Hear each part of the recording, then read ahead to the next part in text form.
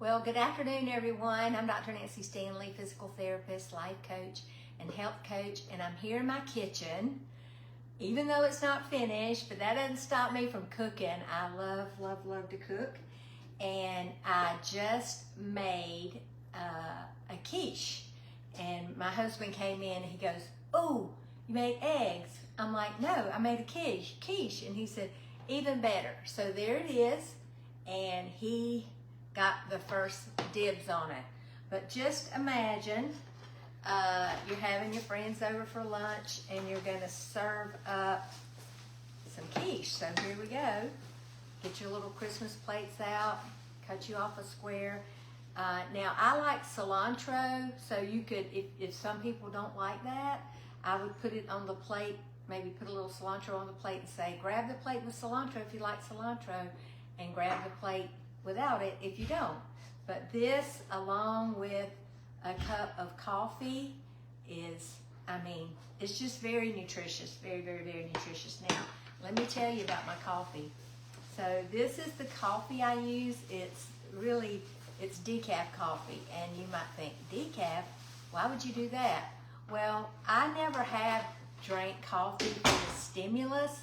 I only drink it for, let's see, hey Jeannie, good to see you. I drink it because I just like to hold something warm. It can be tea, it can be hot chocolate. But this is Mount Hagen organic free trade coffee, and it tastes to me like Nescafe. In fact, my daughter this weekend, she was making her a cup of coffee, and I have the little frother thing, and I saw her putting this in her coffee, and I said, "What do you do?" She said, I love the taste of this decaf coffee. Now, the reason I do the decaf is because in the morning, I've inherited from my mom something that causes my hands to shake. And so if I do regular coffee, I'm in for it, So a couple years ago, I quit drinking coffee as a stimulant. I will occasionally have a cup if that's what's available, but I do decaf, and my other daughter, who is a barista, likes it too. And when I first did it, she goes, "Oh, Mama, you can't do instant coffee." But now I send her some because she loves it too. And so we'll have a cup of that, in the evening sometimes.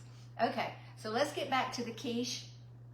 All right, so I went ahead and halved the recipe so I could make one just to show you, what it's like. I think I need to move back a little bit so you can see everything. I'm still learning where to put my camera so you can see everything. But I don't have a videographer as of yet. But anyway, so I started off, so this recipe, I'm going to put it in an email that'll be going out in the morning. It's 10 eggs, a quart of heavy cream, which I never use a whole quart because there are 4 cups in here. So I usually use 3 cups, and then the cheese.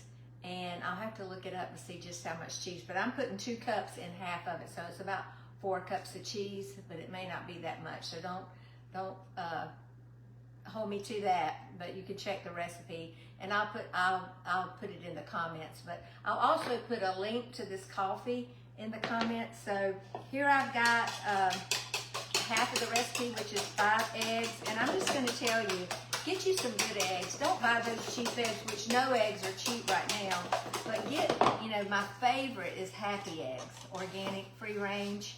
When you look at that, the color of that, that's what you want in eggs. I did buy some up at the Swamp Rabbit or something trail up in Greenville when I was up there visiting my daughter, and they were actually orange. And it was a little hard for me to do that because duck eggs are orange, and I've never been able to bring myself to eat duck eggs, but it's something that I could get over up there. So I'm going to froth these, really, is what I'm doing. And then I'm going to add the cream.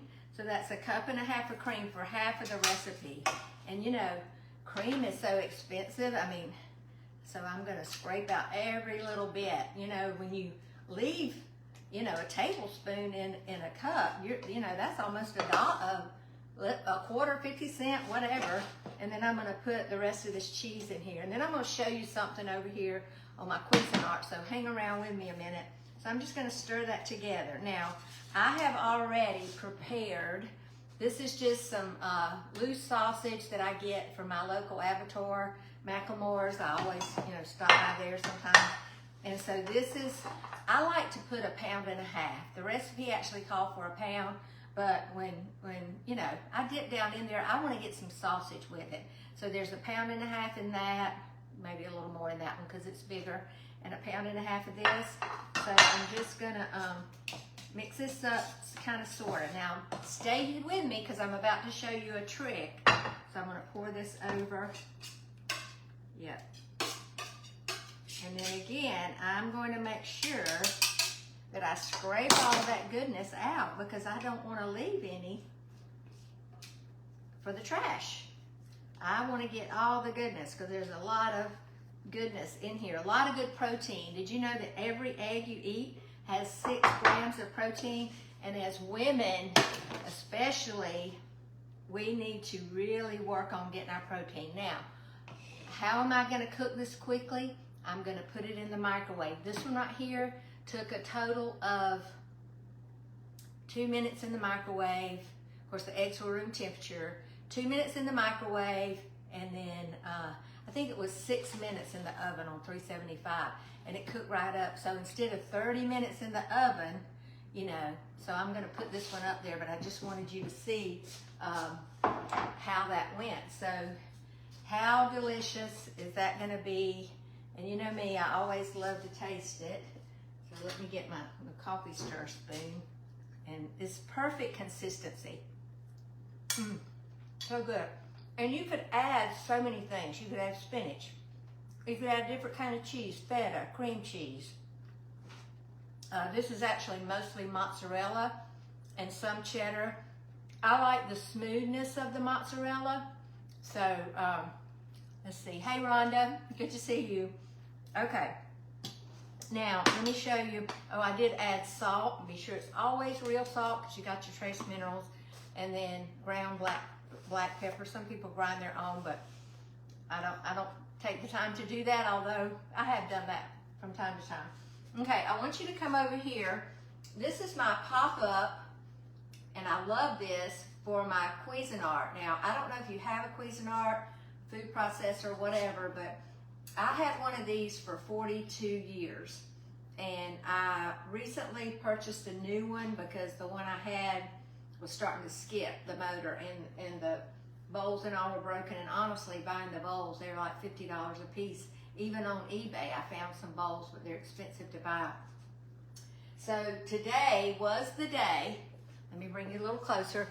Today was the day that I decided it was time to get all those cheese blocks out of the refrigerator and grate them. Now I just turn my back to you, but I usually grate them.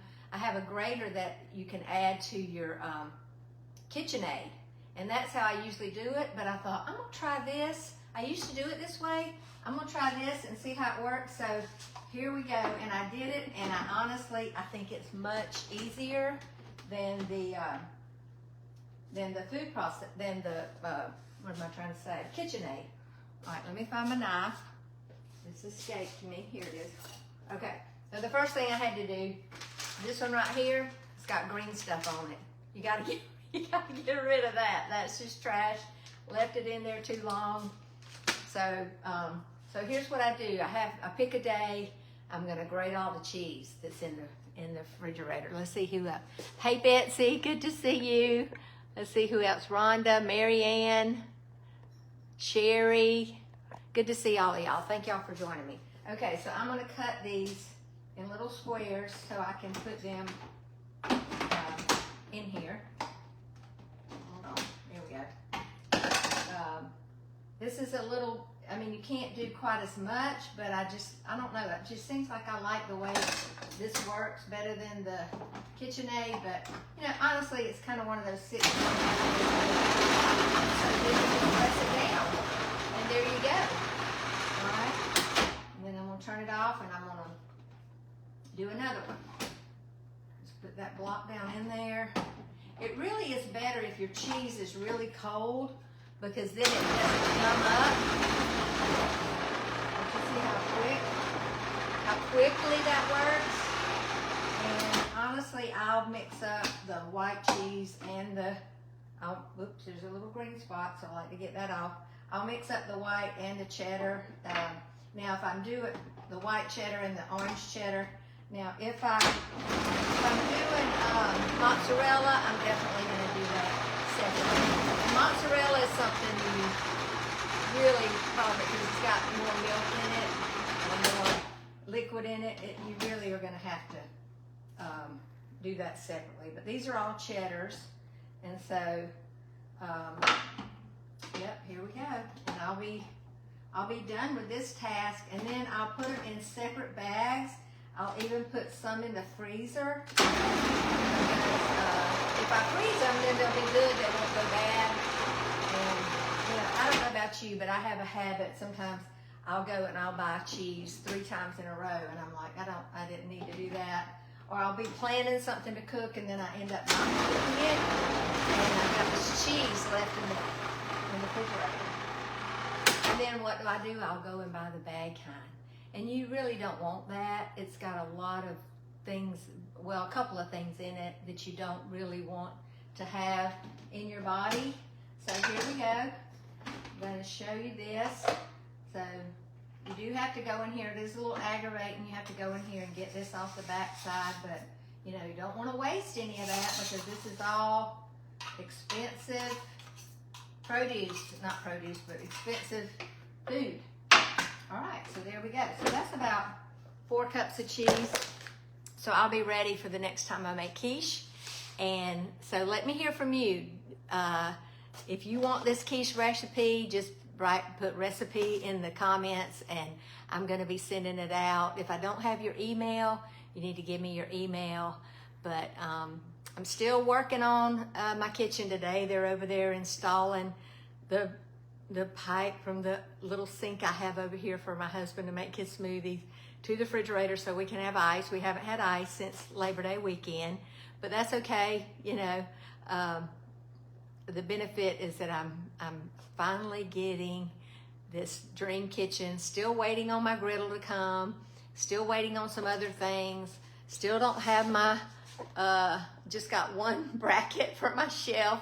Those over there are up, but I haven't styled them yet. So comment below if you're watching live or if you're watching the replay, and thank you for joining me. Tomorrow, I think my plan is tomorrow either no-bake cookies or mayonnaise. I think mayonnaise is something we really need to start making ourselves because it's just so hard to find any that doesn't have toxic oils. So I'm going to show you how I do it and how I save it, and I think you'll enjoy that. So join me tomorrow and let me know if you like this or if it was something you think you're going to try.